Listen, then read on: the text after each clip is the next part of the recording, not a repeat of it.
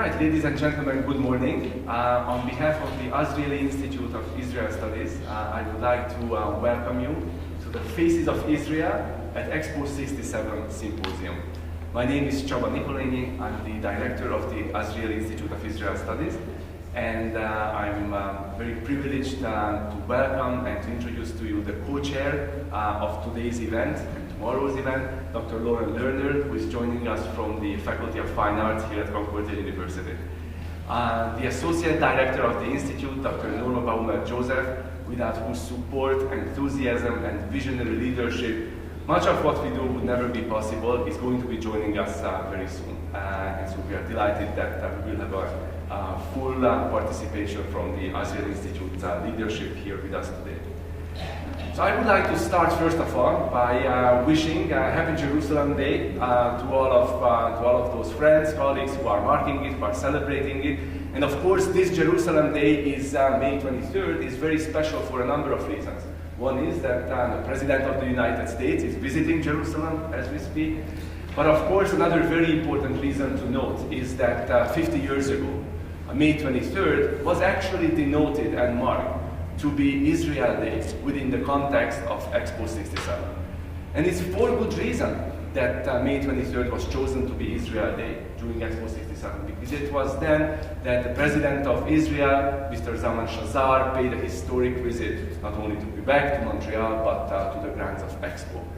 And so it's a very auspicious, very important day for us to actually open this conference, this symposium, this day of nostalgia, conversation, and academic exploration together with you here at the Azrieli Institute of Israel Studies. Dr. Lerner and I spent countless time to put together what we think is a very interesting and hopefully exciting program. We brought together professors, scholars, members of our community from the farthest corners of the globe. We have scholars joining us from Prague, from Israel, from the United States, from Montreal. And we do hope that the different presentations from the different disciplinary, from the different professional, from the different personal perspectives are going to be offered to each and every one of you something very special to take away with you from this day and from this celebration. Now, a day like this, a program like this can be envisioned by an academic team such as Dr. Lerner and myself. But it's never carried out without an orchestra. Like a musical performance needs an orchestra to be implemented, to be executed. And what we are going to be experiencing during the next several hours, during today and tomorrow, is really thanks to the very active and really visionary participation to a number of our talented students here at Concordia. And so I would like to make special mention of those who are here with us today and who worked so tirelessly to help Dr. Lerner and me to actually implement, to bring to reality and to life the vision that we had.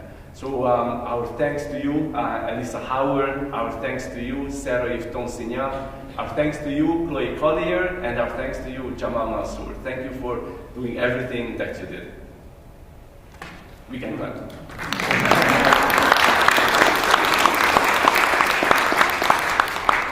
And since I like the metaphor of the orchestra that I concocted on my way back from Israel a couple of days ago, I do want to say that, of course, an orchestra doesn't just need a musical director. It doesn't just need a violinist, people who actually play the instrument. It also needs a conductor who holds it all together in order to implement the vision of the musical director. And as no doubt many of you know, we also have that conductor here with us. And that is Ms. Jennifer Solomon, who I'm going to now ask to come up here in order to accept a small token of our appreciation for everything that you do and for being who you are.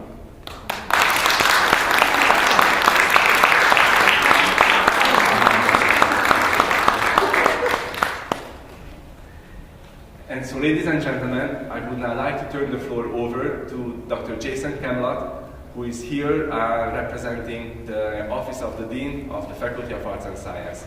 Dr. Camlot, the floor is yours. Thank you, Csaba. Shalom, Boker Tov. Bienvenue à cet important événement à l'Université Concordia, une conférence qui explore l'importance social, politique et culturel du pavillon israélien à l'Expo 67 à Montréal. I've prepared some remarks, but before I do so, I want to continue with the sort of litany of thanks and acknowledgements by mentioning a few other people who have offered support to this conference today. The Azrieli family, of course, Naomi Azrieli at this moment is in Tel Aviv, working on inaugurating the Tel Aviv Museum of Art. The Mayor of Montreal, Denis Cordaire, President Shepard, the President of Concordia University. I'll mention again Dr. Lauren Lerner from Fine Arts. Dr. Aaron Neumann from Tel Aviv University, who's going to be giving a keynote address on the 24th. And representative of the office of Mr. Ziv Nevo Kulman, the Consul General of the State of Israel. So just want to acknowledge all of those who are supporting this event. The history of international exhibitions, it's not going to be a long lecture, but I do have a few things to say, represents a rich field of material, social, and cultural study. A superb boundary object for application of a diverse range of disciplinary methodologies towards our study and understanding of the individuation and interaction of cities and of nations in the industrial and post-industrial eras. As a scholar of Victorian literature and culture, I've spent considerable time thinking about the meaning of the first event of this kind that took place during the industrial era. It was called the Great Exhibition of 1851. It was held in the specially built Crystal Palace, which was in effect the first major prefab building made out of iron and glass, and which, like our famous geodesic dome in Montreal, burnt down not long after the actual events. The primary aim of the Great Exhibition was to demonstrate its inventiveness in modern industrial design to the rest of the world, and its meaning within the context of international cultural exchange, politics, and industry remains a rich subject of research and discussion to this day. And I just came from a Victorian literature conference, and there were multiple papers presented on aspects of the Great Exhibition. Subsequent international exhibitions served as platforms for the presentation of the distinctive identities and contributions of global nations in innovative pavilions situated alongside each other.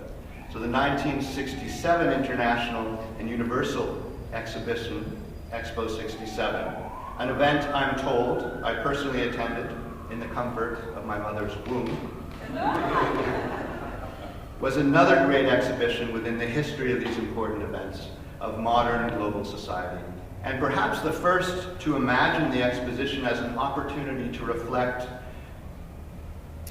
not only upon the relation of global nations, but the place of human society within the wider universe, of man and woman in their world. It was arguably the most important World's Fair of the 20th century. It was an event as much about the future as about the present states of art.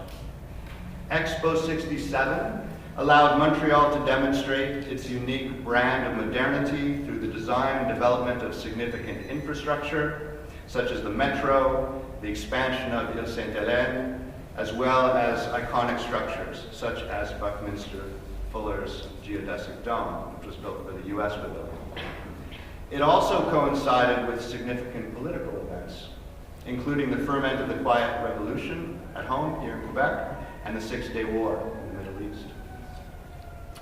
The Azrieli Institute at Concordia University, a key organizer and host of this conference, Faces of Israel at Expo 67, is one of a number of active platforms in the Faculty of Arts and Science and at Concordia at large, developed for the purpose of encouraging interdisciplinary research, teaching, and intellectual exchange.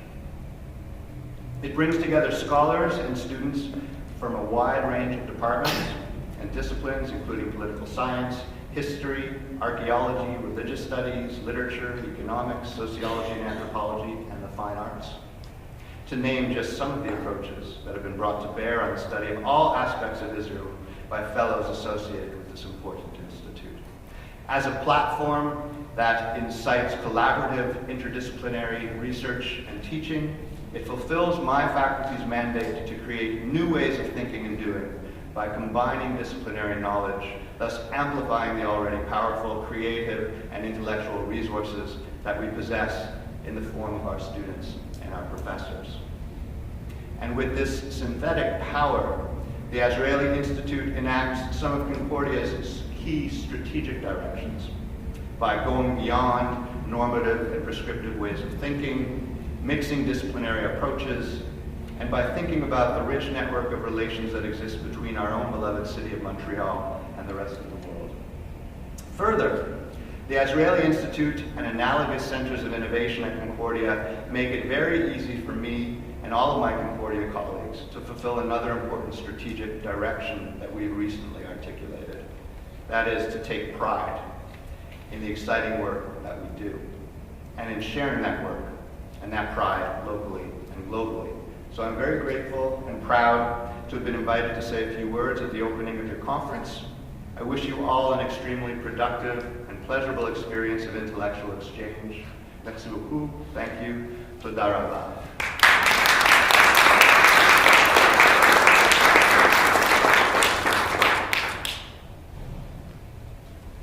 Thank you very much, Dr. Camlot, for those wonderful, inspiring, and encouraging words. Next, we have a recorded greeting from Mr. Ziv Nevo Kulman, the Consul General of the State of Israel in Montreal, Quebec, and the Atlantic provinces. Mr. Ziv Nevo Kulman happens to be right now in Israel, joining the Premier of Quebec's mission. And just after Shabbat, when we were able to see each other briefly, he gave me on a USB key a recording that Dr. Eran Neumann, who will be joining us tomorrow on May 24th, recorded on the grounds of the Tel Aviv Museum of Art, where they are hosting their own exhibition about Expo 67. So in the hope that the angel of technology is going to cooperate, and cooperation is coming.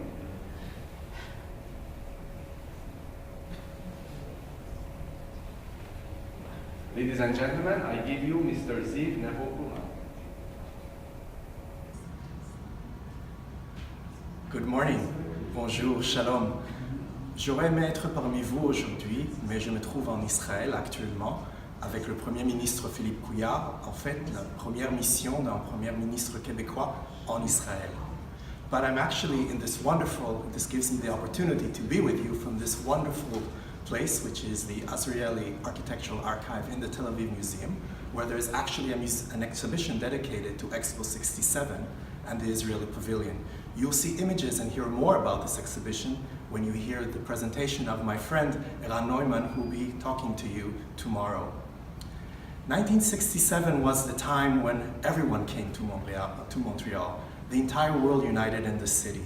One of the visitors, of course, was the president at the time of Israel, Zalman Shazar, and this day, the 23rd of May, marks the 50th anniversary of his visit to Montreal to inaugurate the Israeli Pavilion. But as you know very well, 1967 is also a very important year in the history of Israel. And we will mark tomorrow in Israel, according to the Jewish date, the 50th anniversary of the reunification of Jerusalem as the capital of the Jewish people and a city open to all religions from the world. Well, this is my chance to say to you, to wish you a wonderful conference, and also to thank the wonderful people who helped this project take place. First of all, I'd like to thank the Azrieli Foundation and to thank the Azrieli Architectural Archive, where I'm situated right now, Dr. Eran Neumann and his team of Anat and Gili, of course the Azrieli Institute for Israeli Studies in Montreal with Professor Nikolenyi and Jennifer, and the staff of the Israeli consulate that I was very happy to work with on this project. 1967 and the Israeli Pavilion remain a source of pride for the Jewish community, as it was then, as it is today. And right now in Israel, there's a group of 900 Montrealers, proud Montrealers, who are still very happy of Israel and its achievements. I wish you all a wonderful conference. Merci d'être venu. Shalom.